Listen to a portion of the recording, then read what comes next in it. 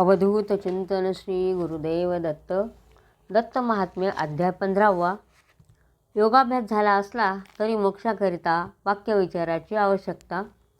आत्म्याचे निषेध्य व विधेय असे 2 गुण. या गुणांच्या ध्यानाचे फळ अभ्यास दृढ होईपर्यंत कसे वागावे आणि श्री दत्ताज्ञेनुसार अर्जुनाचा अभ्यास. वक्रतुंड महाकाय सूर्यकोटी समप्रभ निर्विघ्नं कुरु मे देव सर्वेषु सर्वदा. गुरुर्ब्रह्मा गुरुर्विष्णू गुरुर्देव महेश्वरा गुरु साक्षात परब्रह्म तस्मै श्री गुरवे नमः. श्री गणेशाय नमः. ऐकोनी हा योगाभ्यास. आनंद झाला अर्जुनास. पुन्हा वंदुनिया गुरुस साशंक मानस प्रश्न करी म्हणे, गुरुजी कृपा करून केले योगाभ्यास निरूपण. हृष्ट झाले अंतःकरण परी एक पुसेन तुम्हाला. योगे होता साक्षात्कार कासया वाक्यविचार. हा संशय करा दूर ठेविला निर्धार तुम्हावरी. तर अर्जुन सांगतोय दत्तगुरूंना, तुम्ही योगाभ्यासाबद्दल सर्व सांगितलं, मला ऐकून आनंद झालेला आहे. पण आता वाक्यविचार काय आहे म्हणे, हे याचा तुम्ही संशय दूर करा म्हणे. ऐकून अर्जुनाचे वचन हर्ष बोले अत्रिनंदन. केवळ योगाने नो हे निर्वाण नसता ज्ञान योगिया. तर नुसता योग करून काही भागत नाही, तर त्याला ज्ञानसुद्धा लागतं म्हणे. प्राणायामे करून स्थिर होता आपुले मन. जे ऐकिले वाक्य ज्ञान त्याचे मनन करावे. प्राणायाम करून आपलं मन स्थिर करायचं आणि आपण जे काही ऐकलेलं आहे ज्ञानाचे वाक्य तर ते स्मरण करायचे, त्याचं मनन करायचं. त्या अर्थानुसरून परमात्म्याचे चिंतन अखंड मनोवृत्ती करून करणे मनन हेची होय. आणि मग अखंड नामस्मरण करायचं आणि परमात्म्याचं देवाचं चिंतन करायचं. सविकल्प समाधी जाण त्याची निधिध्यासन ध्यान. विजातीय प्रत्यय टाकून सजातीय प्रवाही करण जे. तर ज्याच्यामध्ये ज्यात धाता ध्येय व ध्यान ह्या त्रिपुटीचे स्मरण असते ती सविकल्प समाधी झाली. नामरूपकता द्वैतातील सर्व पदार्थ नित्य शुद्ध आणि बुद्ध म्हणजेच ज्ञानरूप अशा ब्रह्म्याचे अखंड चिंतन करायचे. निषेध्य आणि विधेय आत्म्याचे 2 प्रकारचे ध्येय. गुण अस्ति श्रुतियेय हे अभय देती ध्यानाने. तर हे जे 2 गुण आहेत तर त्याचं जर आपण ध्यान केलं, हे 2 प्रकारचे ध्यान आहेत म्हणे, ध्येय आहेत म्हणे आत्म्याचे. आणि हे जर हे केलं तर त्याच्यात ध्येयामध्ये प्रगती होते. अशब्द अस्पर्श अद्वय अरूप अरस अव्यय अगंध अनादि नित्य अनंत अभय अभेद. तर हे काय झाले, हे निषेध गुण कोणते? अगोत्र अवर्ण अदृश्य अचक्षुश्रोत्र अग्राह्य अपाणिपाद अवेद्य हे निषेध गुण होतं. तर हे निषेध गुण कोणते कोणते आहेत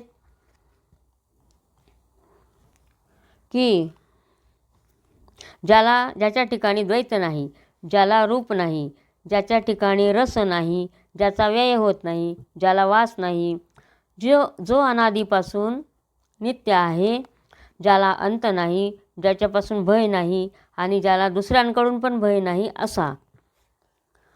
आणि ज्याच्या ठिकाणी भेद नाही, हा अभेद्य.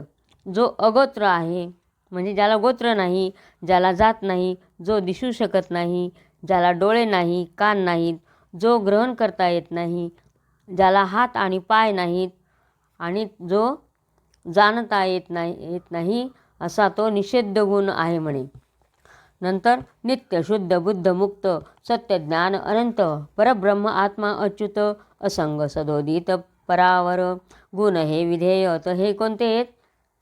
नित्य शुद्ध बुद्ध मुक्त सत्य अनंत हे कोणते झाले? हे विधेय झाले. एवम हे गुणद्वय हे 2 गुण झाले म्हणे ध्येयाचे.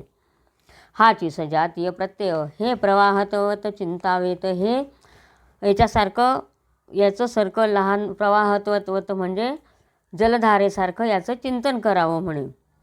जो वाक्यार्थ निर्णित षड्लिंगांनी अवधारित लक्षणावृत्तीने अलक्षित तोची मननात स्थिर होई. तो मी आत्मा परबतर हे सतत मनन करायचं. तर तो आत्मा कोण आहे? तो मी आत्मा परब्रह्म अखंड करसधाम परावर शिवपरम पुरुषोत्तम मीच असे होता मनन ध्यान भाव हरुण अंतिध्येयकार होऊन राहे मन निश्चळ. आणि जे काय आहे ते परब्रह्म मीच आहे असं मानून जर आपण ते मनन केलं तर आपलं हे मन निश्चळ होतं, शांत राहतं. निर्विकल्प समाधी हा निवारी अज्ञानांधमोहा उपशमवी प्रारब्धा वासनावना हा जाळी. तर मग आपल्यामधल्या वासना हा जाळून टाकतो आणि प्रारब्धाचं उपशमन करतो. चैतन्य जे व्यापक जे स्वयंप्रकाशक तेचे प्रकटे सम्यक सच्चित सुखमय तेव्हा. आणि मग त्याच्यातून एकसारखं जे आहे सच्चितमय सुख ते प्रकट होतं. असा होता साक्षात्कार योगीन जाणे बाह्याभ्यंतर स्वये चिन्मय निरंतर निश्चळ अजस्र सुखरूपी. आणि मग तो निश्चळ राहतो म्हणे आणि त्याचं बाह्य आणि बाह्य अंतर तो काहीच जाणत नाही. ब्रह्माकार मनोवृत्ती अज्ञाना निवारुनिती निष्फळ ब्रह्म्याते अंती विषय विस्पष्ट करीती. तर हे सर्व त्याच्यातले जे विषय वासना त्या सर्व नष्ट करून टाकतात. कार्यासहित अज्ञान इने जाई नष्ट होऊन सच्चिदानंद लक्षण ब्रह्मनिरंजन एक उरे. आणि मग सर्व हे असं मनन केल्यानंतर आपण ब्रह्म किंवा मायारहित जे काही आहे तर तेच उरतं म्हणे फक्त. तू मनसी ही वृत्ती असता मग कैशी अद्वैतता. ही वृत्ती ही काय होता मुरुणी जाई स्वरूपी. निवळीच्या बियेचा कल्क गडूळ जळात टाकता सकळिक. गाळ नासुनी स्वये देख नष्ट होई ज्या परी हे. आणि मग असं ध्यान केल्यानंतर आपण आणि ब्रह्म एकच होऊन जातो आणि त्याच्यामध्ये अद्वैतता म्हणजे दुजाभाव राहत नाही. जसं बिया असता निवळीच्या त्याच्या बारीक चूर्ण करून गढूळ पाण्यात जर टाकलं तर तो गाळ आणि ते एकच दिसतं म्हणे. तसं घट फुटता घटाकाश जेवी होई महाकाश तेवी होता विद्यानाश उपाधिनाश होत असे. उपाधी म्हणती अविद्येस तीमुळे जीवाक्लेश ती नष्ट होता स्वयंप्रकाश होई जीव परब्रह्म. आणि उपाधी कशाला म्हटलेलं आहे तर अविद्या म्हणजे अज्ञान. आणि अज्ञान नष्ट झालं म्हणजे ज्ञान प्राप्त झालं की जीवनात प्रत्यक्ष स्वयंप्रकाश येतो आणि जीव हा काय होतं परब्रह्म होतो म्हणे. तू मनशी जे अज्ञात आणि बाहेर जे असत ते इंद्रिया मना होई विदित प्रत्यब्रह्म हे तसे नो हे. आणि जे ज्ञान माहिती आहे त्याचा साक्षात्कार अंतःकरणात ज्याचा साक्षात्कार होतो असा ब्रह्म. तर हे इंद्रिय विदित झाले तर म्हणजे इंद्रियांना माहीत झालं तर. तू मनशील जे अज्ञात आणि बाहेर जे असत इंद्रिया मना होई विदित प्रत्यब्रह्म हे तसे नो हे. इंद्रियांतकरणाच्या गती ब्रह्मस्वरूपी न होती ते असे स्वयंज्योती कोण जाणती तया ते. आणि इंद्रियात अंतःकरणाच्या मध्ये ब्रह्मस्वरूप आहे ते दुसऱ्याला कोणाला दाखवता येईल का तर नाही. ब्रह्म तेची आत्मा होय तो सर्व अग्राह्य तो द्रष्टा दृश्य न होय सत्य होय सिद्धांत. तर ब्रह्म हाच आत्मा आहे म्हणे. तो घेता येण्यासारखा आहे का किंवा तो पाहण्यासारखा नाही आहे म्हणे. तरी एक वेदमत आपुले मुख आपणा न दिसत त्या रसा दाखवित लोकी मात असे असे. म्हणजे एक वेदांचं मत असं आहे की आपलं तोंड आपल्याला दिसतं का तर नाही, तर ते आरशातच बघावं लागतं. तरी उपाधी आरसा त्या जडाबोध होई कसा तेव्हा स्वरूपा जसा पाहे तसा हाही न्याय. तर उपाधी काय आहे हा आरसा आहे आणि त्याच्यामध्ये आपला चेहरा दिसतो. त्याप्रमाणे स्वरूप हे आपल्याला अंतःकरणातच दिसेल म्हणे. बाहेरून दिसेल का तर नाही. असता आरसा असता मळकट मुखही दिसे मळकट आरशाला असता फूट भासे फूट मुखावरती. स्वच्छ करिता आरशी मुखी स्वच्छता दिसे तशी स्वच्छ करिता बुद्धीशी स्वरूपाशी स्वच्छ पाहे. आणि आरसा मळकट असेल तर आपला चेहरा पण मळकट दिसतो. त्याप्रमाणे आपली बुद्धी जर स्वच्छ असेल तर शुद्ध अंतःकरणाने आपण त्या परमात्म्याच्या स्वरूपाला बघू शकतो म्हणे. आरशावळी मळ आगंतुक बुद्धीवरी रागद्वेषाधिक शास्त्राधारे हे असता करिता पृथक होय सम्यक स्वच्छ बुद्धी.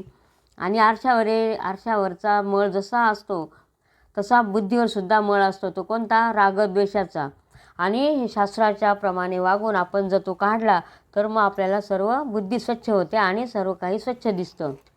जो बुद्धी बिंबित तो जीवनामे विख्यात, त्याला व्हावया बाह्य ज्ञात, करीती मदत इंद्रिये. आणि बुद्धी स्वच्छ होऊन परमात्म्याचं दर्शन व्हायला आपले इंद्रिय आपल्याला मदत करत असतात. अंधकारी घडा पाहणे तरी दिवा नेत्र हे असणे, जरी दिवा पाहणे एका नेत्राने कार्य होई, तेवी स्वात्मया पाहता बुद्धिवृत्ती पुरे तत्वता, हिचे नाव वृत्तीव्यापता फलव्यापता इतरत्र. तर आपण दिवा बघायचा असला तर दिवा घेऊन दिवा शोधू का, तर दिवा घेऊनच आपण बाकीचं बघू शकतो ना. त्याप्रमाणे जसं वृत्तीव्यापता म्हणजे वृत्तींना व्यापून आणि गिळून टाकणे, आणि फलव्याप्तता म्हणजे संसारात किंवा इतर विषयांनी व्यापून टाकणे. त्याप्रमाणे बुद्धिबिंबत स्वात्मदर्शन आपण असाच होई जाणं, म्हणून श्रुतीचे हे वचन इंद्रिये मन न पाहती. बुद्धी म्हणजे स्वात्मदर्शन जे होतं ते कशाने होतं तर बुद्धीने होतं. हे कोण सांगतं, वेदशास्त्र सांगतात. पण इंद्रियांना घडतं का ते, इंद्रिय बघू शकता का, तर नाही, फक्त मन बघू शकतं देवाचं दर्शन. दिव्या पाहता दिवा न लगे, तसा स्वयंप्रकाश निजांगे, आत्मा तया पाहता न लगे, साधन वावगे कासया, अज्ञान मात्र आडसे, ते बुद्धी वृत्तीने नाचतसे, तदर्थ श्रवणाधिकौ असे, उपाय नसते दुसरा येथे. म्हणून आपण जर आपल्यामध्ये अज्ञान असलं तर आपल्याला काही श्रवण मनन काही करता येत नाही. तर आपण जर आपल्यात जर ज्ञान प्रकट झालं तर आपण श्रवण करू शकतो म्हणे. जी ब्रह्माकार वृत्ती तीही रूपी मुरे अंती, तया निर्विकल्प समाधी म्हणती, परमगती हीच जाण, जेथे अखंड एक ब्रह्म जाण, जेथे नसे दुजेपण, तेथे करता आरोहण, न पुनःपतन कल्पांतीही. आणि हे अखंड ब्रह्मांड जे आहे म्हणजे देव आहे, तर त्याच्यामध्ये म्हणजे आत्मा आणि परमात्मा एकच आहे बा, असं त्याचा हे आहे. निद्रे माझी स्वरूप ज्ञान, तेची जागृत स्वप्नी जाण, होत असे वृत्ती ज्ञान, अज्ञान त्यास वैर न धरी. किंवा जागृत जागेपणी स्वप्नात किंवा झोपेत सुद्धा जर ते आपल्याला ज्ञान झालं आणि दर्शन झालं परमात्म्याचं, तर तिथं अज्ञानाचं काही चालत नाही बा असं. जेवी उन्हाने जळे तृण, सूर्यकांत आड येता तत्क्षण, जळून जाई सर्व तृण, वैरपण येताची, तेवी सामान्य ज्ञान, वैर न करी अज्ञान, मी ब्रह्म असे वृत्ती ज्ञान, ते अज्ञान वन जाळी. मीच ब्रह्म आहे ही जर वृत्ती झाली तर ते आपल्यातलं अज्ञान जाळून टाकतं म्हणे. जो योग करू जाई तया सिद्धी आड येई, जो धैर्य सिद्धी सोडून देई, तो घेई मोक्ष सुख. जर सिद्धी आपल्याला जर मोक्ष मिळायला लागला तर सिद्धी प्राप्त झालेली असली तर ती मोक्षाच्या आड येते. आणि जे खरे ज्ञानी असतात ते सिद्धी सोडून देतात आणि मोक्षाचं सुख घेतात म्हणे. आणि मादी 8 सिद्धी याकडे करिता बुद्धी, जरी होई ऐक समृद्धी, मोक्ष सिद्धी दुरावे. आणि परमाणूप्रमाणे सूक्ष्म रूप होणे ही अनिमा, कापसाच्या गोळ्याप्रमाणे हलकेपणा येणे ही लघिमा, या सिद्धींच्या प्रकार आहेत. मेरू पर्वतासारखा जडपणा येणे ही गरिमा, बोटाने सुद्धा चंद्रमंडळाला स्पर्श करण्याची शक्ती येणे ही महिमा, तोंडातून निघेल त्याप्रमाणे संकल्प सिद्ध होणे ही प्राकाम्य, शरीर व अंतःकरण ही आपल्या स्वाधीन राहणे ही ईशत्व, सर्व ठिकाणी वरचढपणा असणे म्हणजे सर्व प्राणी मात्र योग्यांच्या मनाप्रमाणे असल्यामुळे याचे भाषण कधीही मोडत नाही ही वशित्व सिद्धी. आणि योग्याला ज्याविषयी इच्छा उत्पन्न होते ती इच्छा पूर्ण होणे ही 8वी कामावसायित्व सिद्धी होय. ह्या सिद्धी याच्या आड येतात म्हणे, मोक्षाच्या आड येतात. 8 सिद्धी असतात. ह्या ज्या वाचून दाखवल्या त्या 8 सिद्धी आहेत, त्या जर आपल्याला प्राप्त झाल्या तर ह्या मोक्षाच्या आड येतात आणि मोक्ष दुरावतो म्हणे. सिद्धीचे नश्वर फळ मोक्ष असे निश्चळ, म्हणून ज्ञान विमळ साधावे केवळ प्रयत्नाने. म्हणून सिद्धी प्राप्त करण्यापेक्षा आपण मोक्षच प्राप्त करायला पाहिजे. झोपेत जाता चित्त करावे तया जागृत, विषयी होता विक्षिप्त करावे शांत पुनः पुन्हा, असे अभ्यासाने चित्त होता निवांत दीपवत, वृत्ती शांत होई समस्त होई कृतकृत्य योगी. मग आपलं चित्त जर झोपेत गेलं तर ते आपण जागा करून परत ध्यान करावं आणि पुन्हा पुन्हा त्याचा अभ्यास करावा. असे सर्वे कर्म क्षीण होती, हृदय ग्रंथी तुटती, संशय घट फुटती, हटती मागे शोकमोह. सगळं मग शोकमोह जे काय ते मागे पडतं आणि आपण याच्यात जातो म्हणे, ज्ञान प्राप्त व्हायला लागतं. ज्ञाने जळे संचित क्रियमान, प्रारब्ध भोगी योगी आपण, मनी न मानी तोषीन स्वय जीवनमुक्त होता. तर आपलं जे काही पूर्वकर्म असतं ते ज्ञानाने जळून जातं, प्रारब्ध भोग असतो तो निघून जातो आणि जे काय असेल तो जीवनमुक्त होतो म्हणे. मग सर्प जसा अंगावरी वेगळाली कात धरी, तिचे विषयी अभिमान न करी, त्यापरी शरीरी मुक्त जाणं. जसा साप आपली कात टाकून देतो त्याच्याविषयी तो काही हे धरत नाही आसक्ती वगैरे, तसं आपलं शरीर मुक्त होतं. अर्जुना अभ्यास जोवरी दृढ न झाला तोवरी, वागावे अंधबधिरापरी तरी अंतरी योग ठसेल. जोपर्यंत आपला योगाभ्यास ही साधना पूर्ण होत नाही तोपर्यंत आपण त्याच्यावर दृढ विश्वास ठेवायचा आणि आंधळ्या बहिऱ्यासारखं वागायचं म्हणून. स्वय समर्थ असून विषयांजवळी बसून, निद्रितापरी वागे मुनी त्याला जगी मुग्ध म्हणती. आपण स्वतः विषयाजवळ बसून सुद्धा आपण झोपेत असल्यासारखं वागायचं, त्याला काय म्हणता? मुग्ध म्हणता. बसता उठता किंवा चालता ज्याची दृष्टी चार हाता, सोडून दूर न जाई तत्वता तो आंधळा जाणावा. आणि आपली दृष्टी खूप लांबपर्यंत नको जायला, तो काय समजायचा? आंधळा समजायचा. हितकर किंवा अहितकर, मनोहर किंवा शोककर, वाक्य ऐकुनी न ऐकेनर, योगी तो बधीर जाणावा. आपल्या हिताचा असो किंवा अहिताचा असो किंवा गोड वाक्य असो किंवा शोक करणारे दुःख देणारे असे वाक्य जे काय असतील ते ऐकून न ऐकल्यासारखं करायचं, तो कोण झाला? बधीर समजायचं त्याला. हितकारक सत्य भाषण बोले परिमित भाषण, जेवता बरवे वाईट अन्न नेने तो जाण अजीव. नंतर जेवताना गोडे तिखटे आंबटे हे त्याच्याबद्दल काहीच बोलायचं नाही, तर तो काय समजायचा? अजीव, ज्याला जीभच नाही असा. मलमूत्रोत्सर्गार्थ जाणे भिक्षार्थ ज्याचे फिरणे, या वाचून फिरून येणे त्यासी पंगू जाणावा. तो फक्त मलमूत्र विसर्जन करण्याकरता बाहेर जातो किंवा भिक्षा मागण्यासाठी बाहेर जातो, एवढंच फक्त फिरतो, तर तो कोण जाणायचा? तो कोण समजायचा? पांगळा समजायचा. कुमारी आणि वृद्ध नारी किंवा तरुणी सुंदरी या समान पाहुणी अंतरी, जो निर्विकारी तो नपसुख.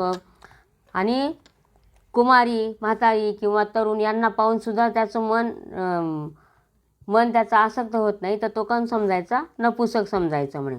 या परी वागुनी योगचर्या धरुणी, जो अंतर्निष्ठ वागे मुनी तो जनीवनी समान. आणि अशा प्रकारे जो योगाभ्यास करता आणि निष्ठेने वागतात तर तोच खरा मुनी समजायचा. अर्जुना हा जान योग तुझ म्या कथिला सांग, जो अश्रद्धा नविनीत असंग तया सांग योग हा. आणि जो कोणी असेल, हे मी तुला सांगितलं, आणि जो कोणी श्रद्धावान असेल म्हणे तर त्यालासुद्धा तू हा योग सांग म्हणे, असं दत्तगुरू अर्जुनाला सांगतायत. जो माझा भक्त होन समलोष्ण आश्मकांचनी, हिंसा असल्या द्यादी दे सोडूनी तो आवडे मज योगी. आणि असा जो कोणी असेल माझा भक्त की जो मातीचे ढेकूळ दगड आणि सोने हे सारखंच मानतो किंवा हिंसा आणि असत्य हे सर्व सोडून देतो, तर असा भक्त मला आवडतो म्हणे. राजा तू ही माझा भक्त, माझे ठाई तुझे चित्त, विषयी यशस्वी अनासक्त मुक्त संग सर्वता.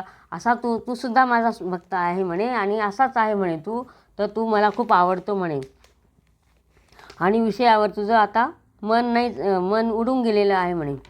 तू केलेस याग शुद्ध केलेस अंतरंग, म्हणून कथिला हा योग करी सांग अभ्यास तयाचा. तू आता तुझं अंतःकरण शुद्ध झालेलं आहे म्हणे आणि तुला हा सगळा योग मी सांगितलेला आहे, आता तू सर्व याचा अभ्यास कर म्हणे. ते ऐकोनी भगवद्वचन सद्गद होनी अर्जुन दोन्ही कर जोडून करी स्तवन दत्ताचे. आणि मग त्यांनी दत्तगुरूंना नमस्कार केलेला आहे आणि सद्गदित झालेला आहे. तो आता तो स्तवन करतोय दत्ताचं. तुझं नमो देवा ठेवून या भावा केला हा बरवा उपदेश. मोहतम गेले तापही निवाले त्वद्रूपी निवाले माझे मन. म्हणे देवा तुझ्या पायावर मी डोकं ठेवल्यामुळे माझ्यातला मोह माया ताप सर्व निघून गेलेलं आहे. ज्ञान सूर्यमणी उदित होऊनी टाकले जाळूनी अंतस्तमा. तर माझ्या अंतःकरणाचा जो अंधार होता म्हणे तो तू ज्ञानसूर्य उदित करून तू सर्व जाळून टाकलेला आहे म्हणतो. देवा तुझे पद पाहुनी आनंद झाला गेला खेद भेद सर्व. आज हे अपूर्व आले मोठे पर्व पाहिले पद सर्व प्रेमास्पद. आता म्हणतोय तूची माये बाप शमविले ताप घालविले पाप कोप द्वेषा. सर्व माझ्यातला पाप ताप कोप जे काय असेल ते घालवलेलं आहे म्हणे. केला उपशम माझा सर्व भ्रम करीशी निष्काम धाम दिले. देवा परानंद सतत हे पद दिसो हाची छंद पुरवी तू. तुची माता तुची पिता तुची गुरु कुलदेवता तुझी स्वजन बंधू भ्राता. तुझं परता न तुझा मज तूच आई बाप भाऊ बंधू कोण तूच म्हणे. तू स्वये देहेंद्रियातीत सर्वेंद्रिया चालविशी सतत. तू दाविली ही मात गुहाश्रित होनी. तर देह व इंद्रियांच्या पलीकडचा तूच आहे. बुद्धीचा आश्रय पण तूच आहे म्हणे. या परता नाही स्वार्थ दाविला जो हा परमार्थ. तेने झालो कृतार्थ आता व्यर्थ का भडकावे. तू भक्तिगम्य देव तव पदी घेतली धाव. पुरविला माझा भाव आनंदा वाव नाही आता. तर तूच आता सर्व काही आहे म्हणे. माझं सर्व आनंद तूच केलेला आहे. त्वद्रूपी हे जग भरले जेवी पटी तंतू ओविले. ते रूप आज ठावे झाले झाले मन माझे हे. तर माझं मन आता तृप्त झालेलं आहे म्हणे. तर ह्या जगामध्ये पण तूच आहे. कसा आहेस तर एखाद्या वस्त्रामध्ये तंतू जितके असतात दोऱ्याचे सुताचे तंतू जितके असतात तितके तुझे रूप आहेत आणि तुझं रूप आज मला दिसलं आहे म्हणे. या संसार वृक्षी जीव ईश हे दोन पक्षी. जीव हा कर्मफळे भक्षी ईश्वर निरीक्षी साक्षते. तर हा जो संसार वृक्ष आहे त्याच्यावर जीव आणि ईश हे दोन पक्षी आहेत म्हणे. तर जीव हा कर्माचं फळ खात असतो म्हणे. या फळाची रुची असे तव जीव घिरट्या घालीत असे. तव हे तुझे रूप असे अंतरीण ठसे तयाच्या. जो आणि ह्या फळाची गोडी जोपर्यंत असते तोपर्यंत जीव घिरट्या घालत असतो म्हणे. कर्मफळ खात असतो. जो तुझा भक्त केवळ तो सोडी कर्मफळ त्याच्या अंतरीचा झडेमळ सबळ वैराग्य येऊनी. आणि जो तुझा खरा भक्त असतो तो सर्व कर्मफळ सोडून देतो आणि त्याच्या अंतरातलं सर्व काही असतं ते निघून जातं म्हणे दुःख वगैरे. मग तोरी घे तुझे पाठी तू करसी त्यावरी दृष्टी. हे म्या माझे दृष्टी पाहिले आता स्वानुभवे. आणि जो खरंच तुझ्यावर हे झालेला असतो त्याच्या मनातला सर्व मळ निघून गेलेला असतो तो तुझ्या मागे येतो. आणि ज्याप्रमाणे माझ्या दृष्टीपुढे तू आलेला आहे त्याप्रमाणे मी हे माझ्या अनुभवाने सर्व सांगतोय म्हणे. मन होता निष्काम तुझे गोड लागे नाम तुची सत्य परंधाम आत्मा राम परमार्थ. तर जर मन निर्मळ झाल्यानंतर तुझं नाव गोड वाटायला लागतं म्हणे देवाचं. आणि जे काही आहे ते तू कोण आहे तर सर्वश्रेष्ठ असं तुझ्यामध्ये राहण्याचं ठिकाण आहे. म्हणजे तुझ्या आत्म्यात माझा आत्मा जायला पाहिजे असं. मन होता निष्काम तुझे गोड लागे नाम तुची सत्य परंधाम आत्मा राम परमार्थ. म्या करायचे केले मिळवावयाचे मिळवले पहायचे पाहिले मन निमाले त्वच्चरणी. आता जे काय मला पाहिजे होतं ते तुझ्याकडून मिळवलं. तू ते मला सर्व दिलं. आता फक्त माझं मन तुझ्या चरणावर लीन झालेलं आहे म्हणे. तू अससी अगम्य परी होसी गुरुगम्य कोणाशी करू तुझे साम्य अनौपम्य स्वभाव तू. तर आता मी तुझी तुलना कोणाशी करू म्हणे. तुला कोणाची उपमा देऊ म्हणे. तुला उपमाच देण्यासारखं नाही म्हणे. असा अर्जुने स्तविता दत्त तत्काळ होनी प्रसन्नचित्त म्हणे होनी अप्रमत्त ऐकला योग सर्वही.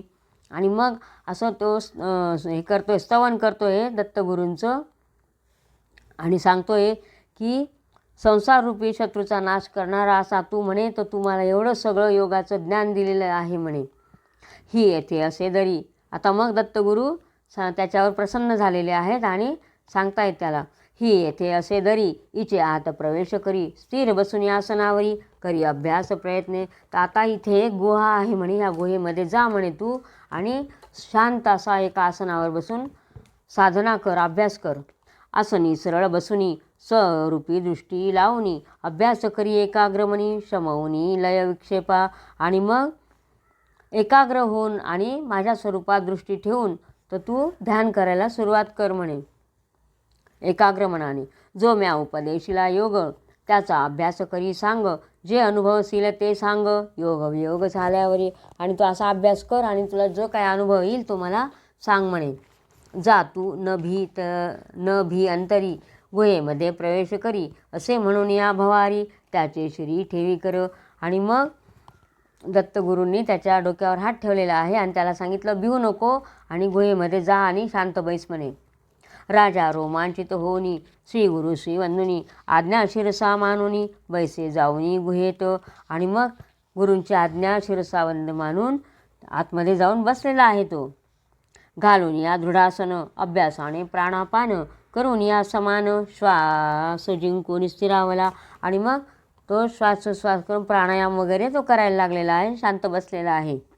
षटचक्रे भेदिता कुंडलिनी सरळ होता सुषुम्नेचे द्वार खुलता समाहितता पावला. आणि मग एकाग्र अशा मनाने तो बसलेला आहे आणि त्याची कुंडलिनी जागृत झालेली आहे. समाधी लागली 3 दिवस पुन्हा लावी सोडून आळस पुन्हा तो 12 दिवस समाहित होऊनी उठला. आणि मग 3 दिवस सलग बसला, नंतर पुन्हा उठला, परत उठला बसला तो 12 दिवस बसलेला आहे. पुन्हा करता अभ्यास समाधी स्थिरावे 3 मास ती खुलता तयास वाटे गुरुस भेटावे. आणि मग नंतर जो बसला तो 3 महिन्यांनी उठला आणि नंतर ती समाधीतून जागृत झाला आणि मग असं वाटायला लागलं की गुरूंना भेटावं. येऊनी वंदी श्री दत्ता ते अलिंगुनी तया ते वदे दत्त काय तू ते कळले ते माते सांगावे. आणि मग दत्तगुरूंना जाऊन भेटलेला आहे तो आणि सांगतोय, दत्तगुरू विचारतायत तुला काय कळालं ते मला सांग म्हणे. आता तो आई तुके दिवस गुहेमध्ये केला वास काय आले अनुभवास ते खास सांगा आता. तुला काय अनुभव आला तो मला सांग म्हणे. अर्जुन म्हणे अभिनव काय सांगू अनुभव जेथे त्रिपुटीला नाही वाव तो अनुभव कसा वधू. जरी तेथे नव्हत्या वृत्ती तरी होता आता अनुवृत्ती तर्कय तसे चित्ती स्थिर होती मती जेथे. तर आता जिथे काहीच वृत्तीचं समजणंच नव्हतं म्हणे किंवा कशाची आठवणच नव्हती तर मी आता तुला काय सांगू म्हणे. जागृत स्वप्न सुषुप्ती तित्तिनी जेथे नसती इंद्रियांच्या चेष्टा न होती उन्मनी स्थिती मनाये. तर आता मी उन्मनी अवस्थेत गेलेलो होतो म्हणे, तिथं जागृती स्वप्न सुषुप्ती ते काय ह्या तिघी अवस्था नव्हत्या म्हणे. तर मी काय सांगू. जे पूर्वी होते उद्विग्न ते मन स्वरूपी संलग्न होता परमानंद निमग्न झाले भग्न संकल्पते. आणि जे आधी माझं मन उद्विग्न होतं ते आता ह्या स्वरूपात लीन झालेलं आहे म्हणे. तो आनंद न बोलवे गुरुजी काय सांगावे बोल तसे जीवे भावे नवर नवे आनंद तो. आता तो आनंद मी सांगू शकत नाही, काय तो परमानंद झाला म्हणे. गुरु तुम्हाला काय सांगू, त्याचं वर्णनच करता येत नाही. तेची तुमचे रूप सत्य ज्ञानानंद रूप ते अनुभविता न पापताप ते हे स्वरूप बाहेरही. तर आतमध्ये मला तुमचंच रूप दिसत होतं आणि कसं तर ज्याच्याने पाप ताप काहीच वाटत नव्हतं म्हणे. जे माझ्या आतमध्ये आहे तेच बाहेर पण आहे म्हणे. हे सुख टाकून अन्यत्र न जाई माझे मन आता नको राज्यधन समाधान पावलो. आता मला राज्यबिज्य काहीच नको म्हणे. आता हे जे सुख तुम्ही मला दिलेलं आहे ते आता टाकावंसं वाटत नाही म्हणे. समाधान पावलो म्हणे मी आता. दुःख न होईल राज्य टाकिता सुख न होईल राज्य करिता झाली माझी दृढता खास आता भवद्रूपी. तर राज्य सोडण्यासाठी मला दुःखही होणार नाही म्हणे आणि राज्य मिळालं म्हणून सुखही होणार नाही. हे मी आता दृढ मनाने सांगतो म्हणे. जो सर्वत्र व्यापून परमात्मा असे परिपूर्ण ते तुमचे रूप निर्गुण सगुणही तेच झाले. तर आता तुमचं सगुण निर्गुण जे काय रूप आहे ते आता माझ्या चित्तात वसलं आहे म्हणे. ज्ञानपात्र करुणी मला हाती धरुणी कृपा अमृताने भरुणी अमर करुणी ठेविला. तर तुम्ही मला हे ज्ञान देण्यास योग्य असं करून ठेवलेलं आहे म्हणे. असे म्हणून लोटांगण घालोनिया तो अर्जुन भावे चरणवंदन लीन होनी राहिला. आणि अशा प्रकारे दत्तगुरूंच्या चरणावर त्यांनी लोटांगण घातलेलं आहे आणि त्या चरणामध्ये लीन झालेला आहे अर्जुन. असे म्हणून लोटांगण घालोनिया तो अर्जुन भावे चरणवंदन लीन होनी राहिला. इति श्री मत्परमहंस वासुदेवानंद सरस्वती विरचिते श्री दत्त महात्म्ये पंचदशोऽध्यायः. श्री गुरुदत्तात्रयार्पितनमस्तु. अवधूत चिंतन श्री गुरुदेव दत्त.